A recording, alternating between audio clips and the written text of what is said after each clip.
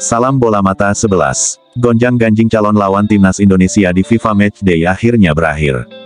Setelah gagal berhadapan dengan Bolivia dan Tajikistan atau Kenya yang ogah menghadapi Indonesia karena peringkatnya jauh lebih rendah dari timnya.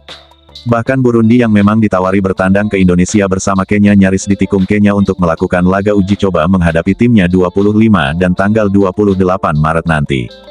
Namun akhirnya PSSI berhasil membuat kesepakatan yang melegakan setelah Burundi menyatakan siap datang tanggal 20 Maret mendatang untuk bertanding menghadapi timnas Indonesia di FIFA Matchday 25 dan tanggal 28 Maret di Stadion Patriot Candrabaga, Bekasi, Jawa Barat.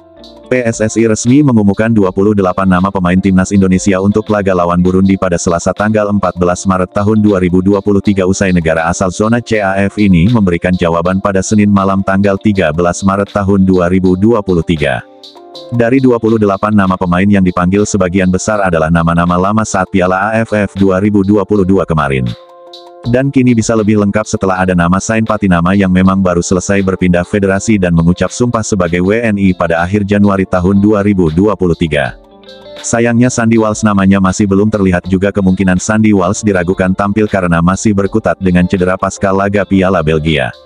Kabar ini didapat dari kanal YouTube pribadinya yang menyatakan bahwa Sandy absen membela klubnya karena masih melakukan recovery pemulihan cederanya.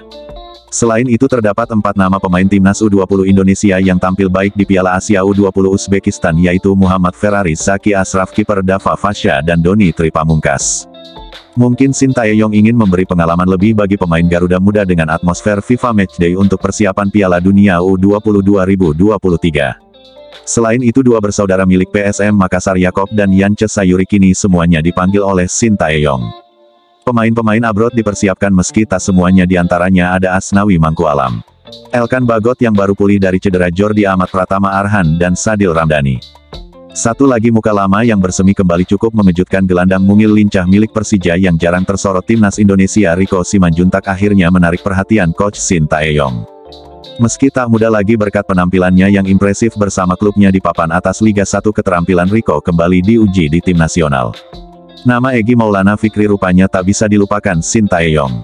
Setelah sebelumnya diragukan gabung timnas Garuda karena pihak klub barunya Dewa United memberikan warning agar PSSI dan STY tak memaksakan Egy untuk bermain di FIFA Matchday guna memberikan waktu bagi Egy untuk memulihkan cedera ringan dan kebugaran fisiknya. Dari 28 nama tersebut tentunya skuad Garuda Senior kehilangan Marcelino Ferdinand yang biasanya menjadi pilihan spesial bagi STY. Rupanya sang wonderkid tertahan untuk fokus di klub barunya KMSK Deinze yang tengah disibukkan jadwal Liga 3 Belgia bulan ini. Skuad full power bermaterikan pemain-pemain terbaik Indonesia saat ini tentunya masih minus beberapa talenta terbaik yang absen karena beberapa faktor, tentunya siap tempur menghadapi Burundi.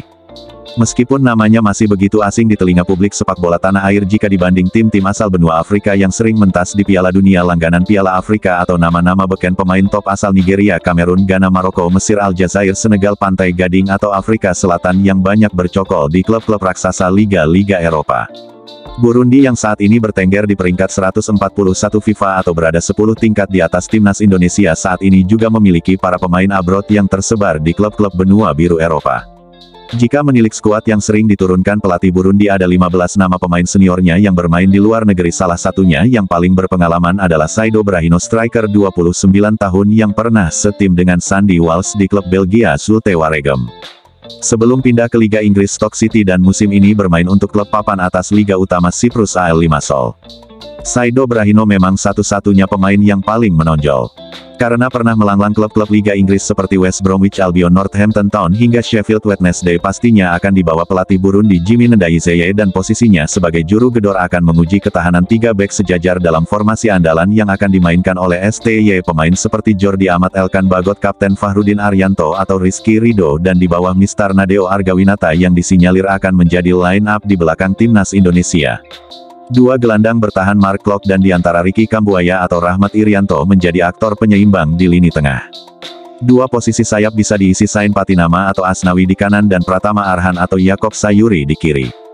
Di posisi penyerang Dimas Derajat sudah kembali dari cederanya bisa dipasang bersama banyak pilihan pemain seperti Witan Sulaiman, Sadil Ramdhani, Egy Maulana Fikri atau Dendi Sulistiawan, pemain terakhir yang tampil baik di Piala AFF 2022 yang lalu.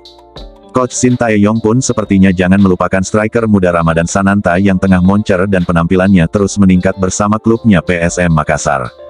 Tentunya tidak perlu gentar jika menilik performa apik di laga-laga FIFA Matchday. Timnas Indonesia kerap tampil perkasa dan terakhir 2 laga kontra tim peringkat 84 FIFA asal zona CONCACAF Curaçao berhasil dimenangkan Garuda Nusantara.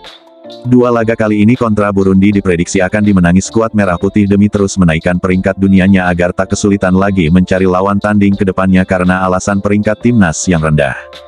Sekaligus untuk mengukur kedalaman materi menjelang Piala Asia 2023, yang faktanya timnas Indonesia kerap melempem dan sulit berprestasi lebih tinggi jika sudah sampai pada laga-laga turnamen resmi yang diikutinya, suatu catatan buruk yang harus diakhiri oleh Shin Tae-yong dan skuadnya di tahun ini jika tak ingin jajaran PSSI yang baru di bawah komando Erick Thohir berpotensi melakukan reformasi besar-besaran di tubuh timnas Indonesia, termasuk tak memperpanjang masa bakti Coach STY lagi di timnas Indonesia jika terus gagal berprestasi sampai dengan akhir tahun ini. Bravo Timnas Indonesia!